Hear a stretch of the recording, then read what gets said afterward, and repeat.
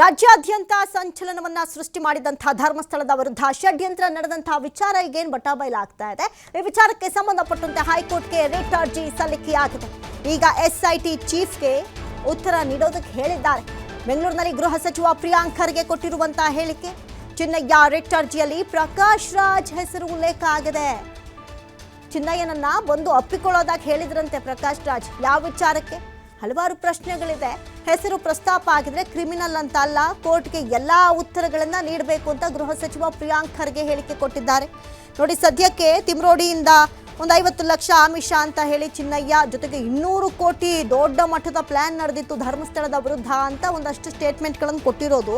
ಈಗ ಚಿನ್ನಯ್ಯನ ಬುರುಡೆ ಕತೆ ಮತ್ತಷ್ಟು ಬುರುಡೆ ಬಿಡ್ತಾ ಇದ್ದಾರೆ. ಸತ್ಯವೋ ಒಂದಷ್ಟು ಕನ್ಫ್ಯೂಷನ್ ಇದೆ. ವಿಚಾರಕ್ಕೆ ಸಂಬಂಧಪಟ್ಟಂತೆ ಪ್ರಿಯಾಂಕ್ ಖರ್ಗೆ ರಿಯಾಕ್ಷನ್ ಕೊಟ್ಟಿದ್ದಾರೆ.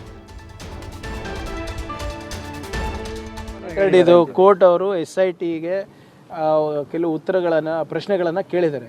SIT ಚೀಫ್ ಅದಕ್ಕೆ ಕೋರ್ಟಿಗೆ ಉತ್ತರ ಕೊಡ್ತದೆ. ಅದು ಇಲ್ಲಿ ನಾವು ಬಹಿರಂಗವಾಗಿ ಚರ್ಚೆ ಮಾಡಲಿಕ್ಕಾಗೋದಿಲ್ಲ. ಅದು ಕೋರ್ಟಿಗೆ ಉತ್ತರ ಕೊಟ್ಟಾದ್ಮೇಲೆ ತಮ್ಮ ತಿಳಿಸ್ತಾರೆ. ಚಿನ್ನಯ್ಯ ಅರ್ಜಿಯಲ್ಲಿ ಕೂಡ ಈಗ ಷಡ್ಯಂತ್ರ ನಡೆದಿರೋದಕ್ಕೆ ಬೇರೆ ಬೇರೆ ಭಾಗದಿಂದ ದುಡ್ಡು ಬಂದಿದೆ. ಕೆಲವರು ಈಗ 200 ನೋಡಿ, ಅದು ಮಾಧ್ಯಮದಲ್ಲಿರ್ಬೋದು, ಕೋರ್ಟ್ನಲ್ಲಿ ಸಬ್ಮಿಟ್ ಮಾಡಿದ್ದಾರೆ ಅಂತ ಹೇಳ್ತಾ ಇದ್ದಾರೆ. ಮಾಧ್ಯಮದಲ್ಲಿ ಕೂಡ ಪ್ರಕಟಣೆ ಆಗಿದೆ. It is not a small amount ಅಲ್ಲ. 200 crores ಅಂತ ಹೇಳ್ತಾ ಇದ್ದಾರೆ. ಅದು ಎಷ್ಟು ನಿಜಾನೋ ಎಷ್ಟು ಸುಳ್ಳೋ ಗೊತ್ತಿಲ್ಲ. ಆಮೇಲೆ ಅದೇ ವ್ಯಕ್ತಿ ತಾನೇ ಇವೆಲ್ಲನೂ ಹೇಳಿರೋದು.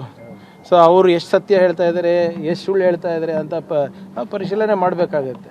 ಈ ಕೋರ್ಟ್ ಅವರು SIT ಚೀಫಿಗೆ ಉತ್ತರ ಕೊಡೋಕೆ ಹೇಳಿದ್ದಾರೆ. ಅಲ್ಲಿ ಕೊಟ್ಟಾದ್ಮೇಲೆ ತಮ್ಮ ಮುಂದೆ ಬರ್ತಾರೆ. ಈಗ ಹೆಸರು ಪ್ರಸ್ತಾಪ ಆದ ತಕ್ಷಣವೇ ಎಲ್ಲರೂ ಕ್ರಿಮಿನಲ್ ಅಂತ ಅಲ್ಲ. ಈಗ ಅವ್ರಿಗೆ ಕೋರ್ಟ್ ಅವರು SIT ಚೀಫಿಗೆ ಕೇಳಿದಾರಲ್ವ.